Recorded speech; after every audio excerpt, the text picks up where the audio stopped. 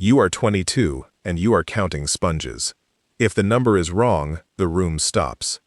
The count pays $20.32 an hour. The top of the room pays $177,000 a year. Every sponge, every needle, and every blade goes on a board twice. Once before the first cut and once before the last stitch. Get a mismatch and nobody leaves, not the surgeon, not the patient. The board covers sponges and needles. It does not cover every instrument, and that gap has a body count. This is every level of a surgical nurse's career, and what it costs to climb. If you want to see how these jobs really pay, subscribe so you do not miss the next one. We start at level 1, the patient care technician. The patient care technician earns $20.32 an hour, roughly $42,270 a year. Most of them are 18 to 24. You never touch the sterile field.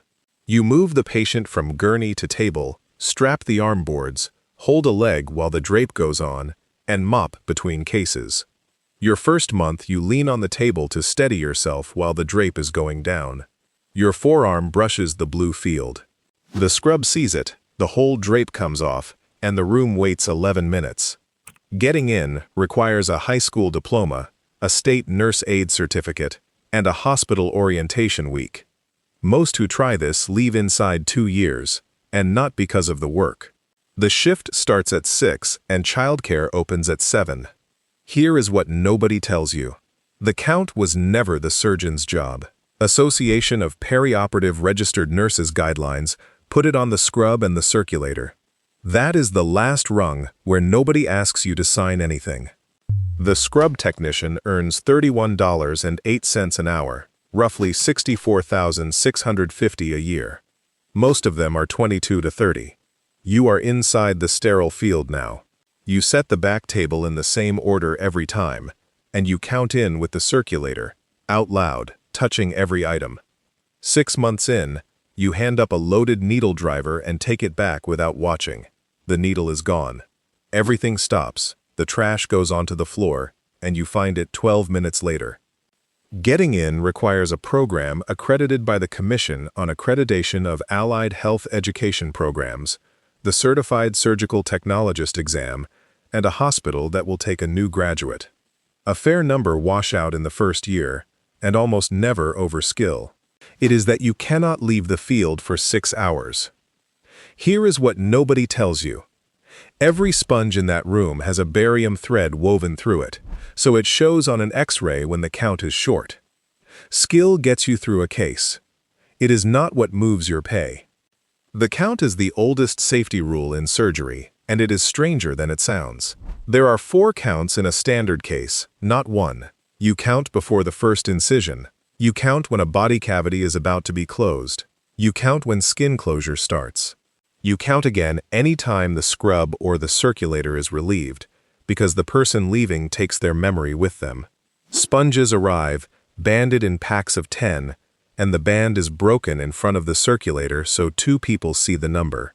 Nothing leaves the room until the count reconciles, including the trash and the linen. If the count is short, the surgeon is told immediately, the wound is searched, and a portable X-ray comes into the room before the patient goes anywhere.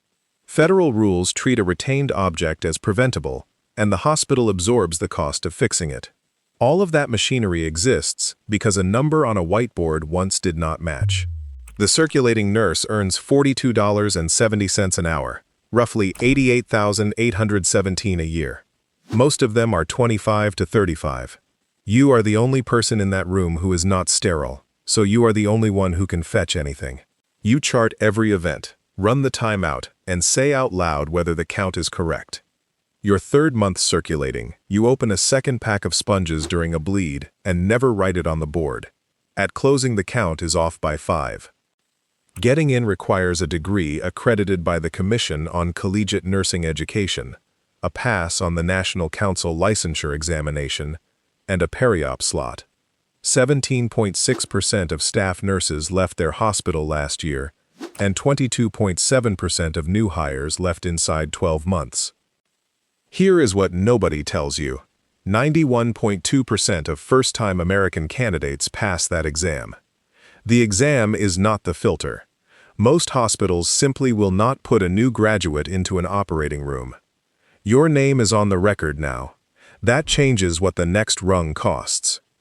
Hospitals stopped hiring new graduates into operating rooms for a plain reason. An operating room nurse cannot be floated in from another unit. A medical floor nurse can cover a surgical floor by the end of a shift. Nobody covers an operating room by the end of a shift.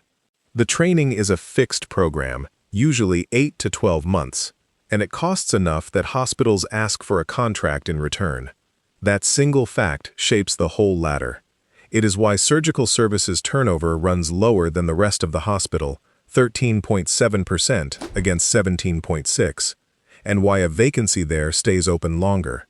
Nursing Solutions Incorporated puts the average cost of replacing one staff nurse at $60,090, and the average time to recruit an experienced one at 78 days.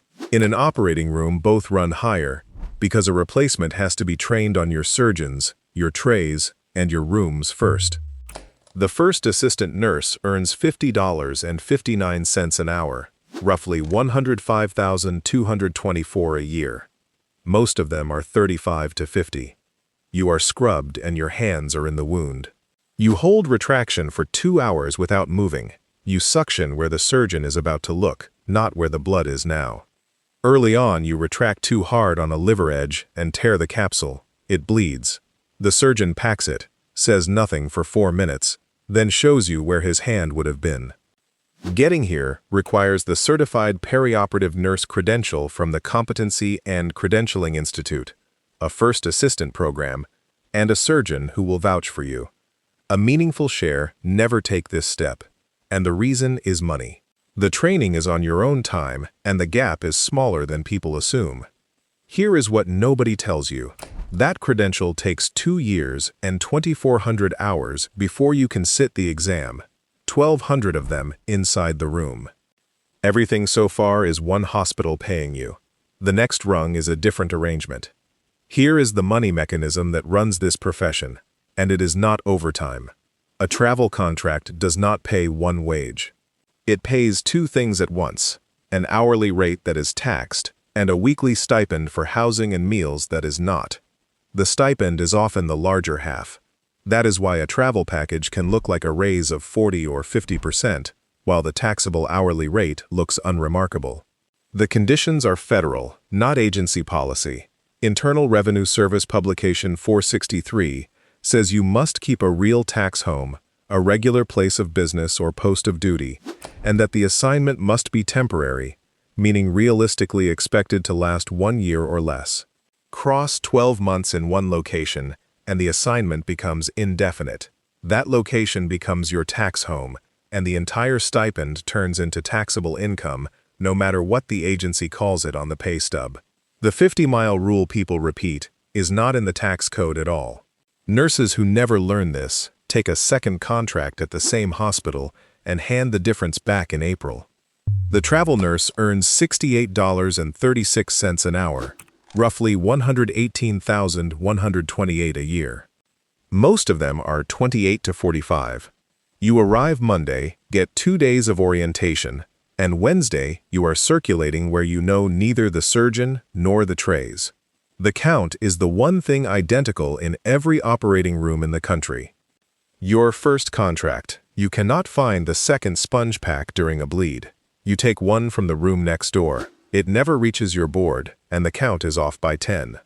Getting in requires 2 years of specialty experience, a license valid in that state, and a 13-week contract.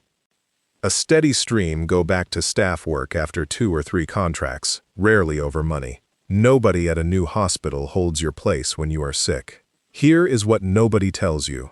The hospital often pays the agency close to double what you see, and the nurse who trained you Tuesday is on the old rate. The last rung is the only one where you stop counting sponges and start counting rooms. In June of 2000, a man named Donald Church had an abdominal tumor removed at University of Washington Medical Center in Seattle. A malleable metal retractor, 13 inches long and 2 inches wide, was left inside him. It was found on a CT scan about 3 weeks later, and removed at another hospital more than 2 months on. The hospital paid $97,000 and accepted responsibility. 4 days after that settlement was reported, the same hospital disclosed that metal instruments had been left inside patients in 5 surgeries since 1997, the most recent in September of 2001, and that the same retractor was involved in 2 of them. The review found the reason: no counting procedure covered that class of instrument at all. Sponges were counted. Needles were counted. That retractor was not on anybody's board. The hospital then began counting instruments for large abdominal surgery. The surgical services director earns $85.33 an hour, roughly $177,480 a year. Most of them are 45 to 60. You are not in a case anymore. You build the block schedule, which decides which surgeon gets which room on which day, and that grid is the most political document in the hospital.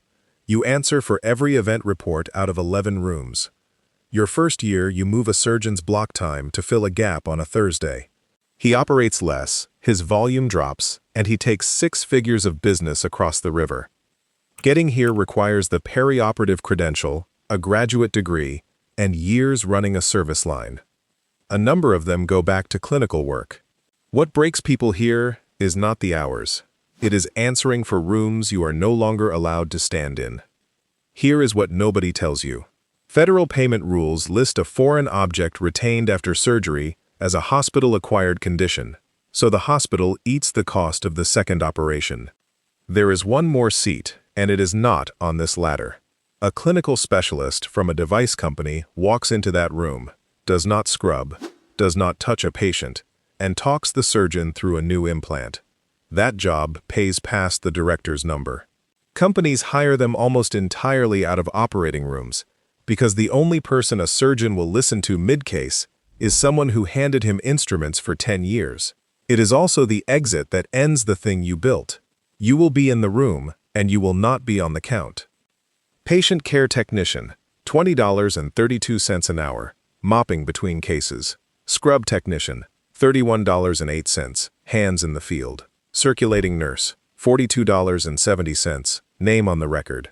First assistant nurse, $50.59, hands in the wound. Travel nurse, $68.36, 13 weeks at a time. Director, $177,480 a year, 11 rooms and no gloves. Every rung is another kind of counting. The board in Seattle counted sponges and needles perfectly, and a man still went home with 13 inches of steel inside him because nobody had written that item on any board. What you get paid for here is not what your hands can do. It is what you will answer for when the number does not match. Next, every level of a nurse anesthetist.